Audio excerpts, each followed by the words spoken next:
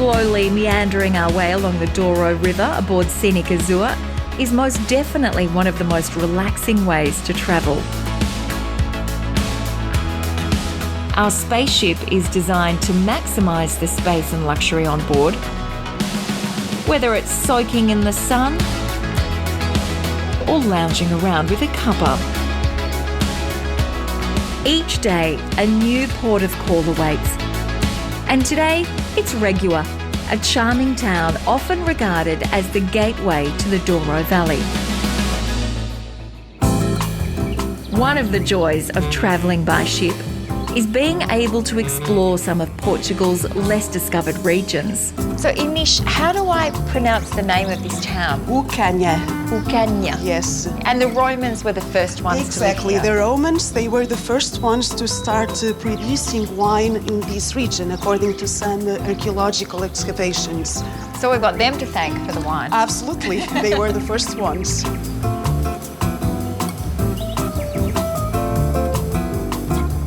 When was this bridge built? This bridge was built in the 14th century, and this was the very first toll bridge we had in our country. When we were walking through, I noticed all these marks on each Yes. stone. What do they represent? They were signature of the stonemasons, because at the time they would be paid in the end of the day according to the number of stones they would place. So they got paid per stone. Exactly. So that was like their invoice right there. The invoice at the time, that's true.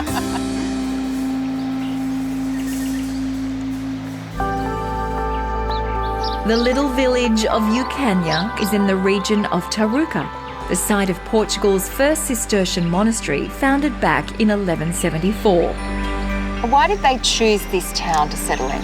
Two main reasons. They had here a peaceful place where they could pray, they could relax, they could meditate, and at the same time very fertile lands, because we are in between two rivers. Just the ruins of the monastery remain after the religious order was abolished in the 1800s, leaving only the church intact. So once the monks were expelled, people just came and grabbed stones and used them for whatever they wanted.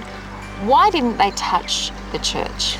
Well, since the church was a sacred place, the locals, they didn't use the stonework for other constructions. The church became the main parish church of the village. Thank goodness that Yes, they didn't touch absolutely. it, because it's so beautiful. But while it's a sight to behold from the outside, the interiors are truly striking. We have a saying here in Portugal, when something is really perfect, when something is beautiful, we say it's ouro sobre azul. That means it's gold over blue. And this has to do with the decoration of our churches. You notice that the main altars, the gold, and then on the side walls we have the beautiful blue and white tile panels. So that's why gold over blue.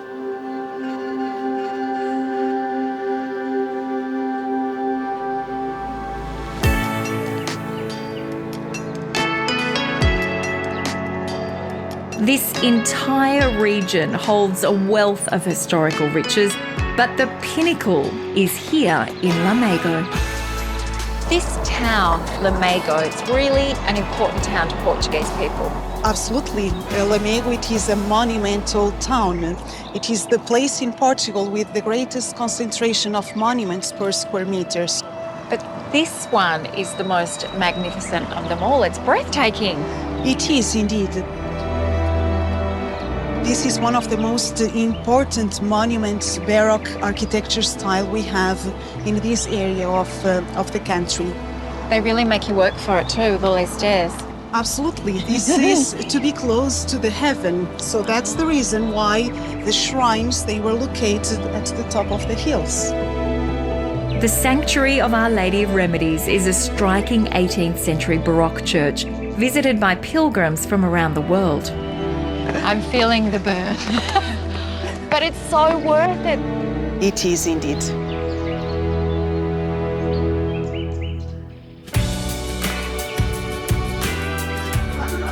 Back aboard Scenic Azure, An afternoon on the sun deck, lazing about in the Vitality pool, is the perfect way to really soak up the European summer. When I travel to a new country, I really like to immerse myself. And when I say immerse myself, I mean really immerse myself.